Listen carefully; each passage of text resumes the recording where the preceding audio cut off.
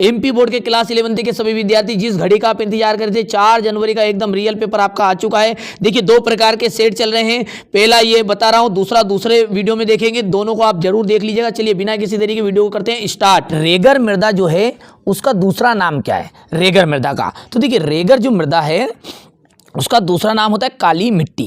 क्या नाम है रेगर मृदा का दूसरा नाम? काली मिट्टी। ठीक है, बरखान का जो निर्माण है वह कौन से कारक के द्वारा होता है? तो पवन के द्वारा बरखान का निर्माण होता है। ठीक है, चलिए दूसरे प्रश्न की तरफ आगे बढ़ते हैं। दूसरा जो प्रश्न है, ठीक है, यहाँ पर देखिएगा दूसरा प्रश्न। चलिए थोड़ा सा यहाँ पर अच्छे से कर लेते हैं बड़ा, ताकि क्लियर सारी चीज़ें क्लियर दिखनी चाहिए, अच्छे से समझ में आएगा तभी तो जाकर आपको। भूगोल शब्द किस भाषा से लिया गया है? भूगोल जो शब्द है वो ग्रीक भाषा का शब्द है। कौन सी नवीन पर्वत श्रृंखला है? कौन सी? ठीक है, तो यहाँ पर हिमालय जो है वो नवीन पर्वत श्रृंखला के अंतर्गत आती है। इनमें से कौन सी अवधि सबसे लंबी है?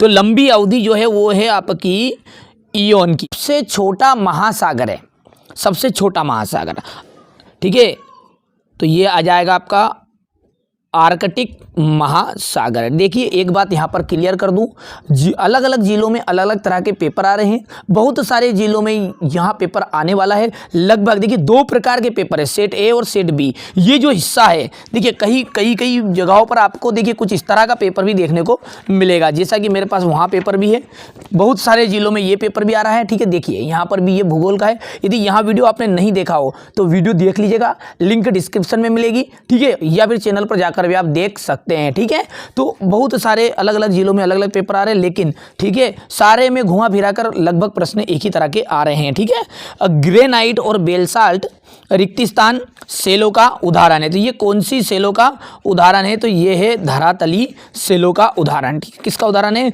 धरातली सेलों का। यहां पर लिख देते धरातली। रिक्तिस्थान है, तरंगे सबसे अधिक विनाशकारी होती है। तो जो धरातली तरंगे ही होती है, धरातली तरंगे, दोनों में धरातली आएगा। भूगोल प्राकृतिक एवं सामाजिक विज्ञानों से घनिष्ठता के साथ जुड़ा हुआ है। क्या यहाँ पर आ जाएगा? सामाजिक।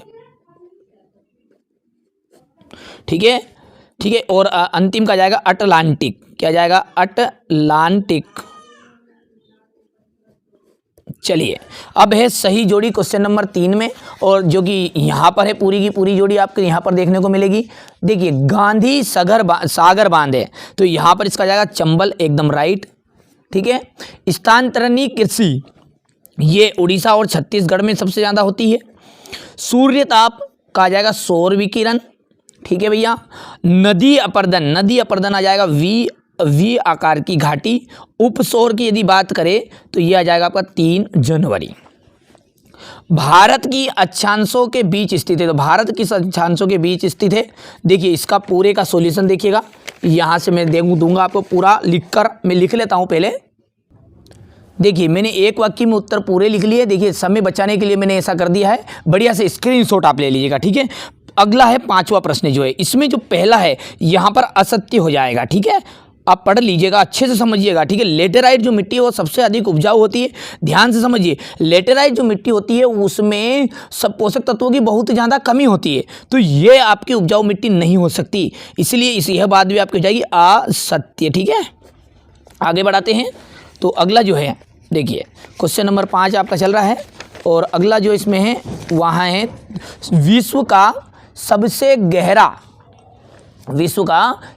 गहरा गर्त प्रशांत महासागर है। तो इनमें से कौन सा है? ठीक है, सत्य है या असत्य है? ठीक है, गहरा प्रशांत महासागर है, तो यहाँ पर ये बात आपकी बिल्कुल सत्य हो जाएगी। चौथा है भारत में ने पृथ्वी शिखर सम्मेलन के संकल्पों पर कब हस्ताक्षर किए? तो हस्ताक्षर किए, सत्य है। ठीक है, 5वें की बात करें तो ये भी आपका सत्य रहेगा, और अंतिम जो है वहाँ आपका असत्य हो जाएगा। ठीक है, अब देखिए क्वेश्चन नंबर 6 को देखिए। वर्षा के प्रकारों को संक्षिप्त में समझाना है। आपदा क्या है? उदाहरण सहित बताना है। बाढ़ को कम करने या रोकने के कोई 2 उपाय। बांगर और खादर मिट्टी में अंतर यहाँ पर आपको बतानी है। ठीक है, ये जैसा कि आप जानते हैं जलोढ़ मिट्टी के प्रकार है। नदी द्रोणी और जल संभर में अंतर बताना है। बायोम क्या है? हॉट स्पॉट से आप क्या समझते हैं? ठीक है। यहाँ पर देखिए क्वेश्चन नंबर 11, बढ़िया से स्क्रीनशॉट आप लीजिएगा, ठीक है, अच्छे से कंप्लीट भी करिएगा, ठीक है। इसके बाद में यहाँ पर देखिए हिमालय के 3 प्रमुख तंत्रों के नाम लिखना है।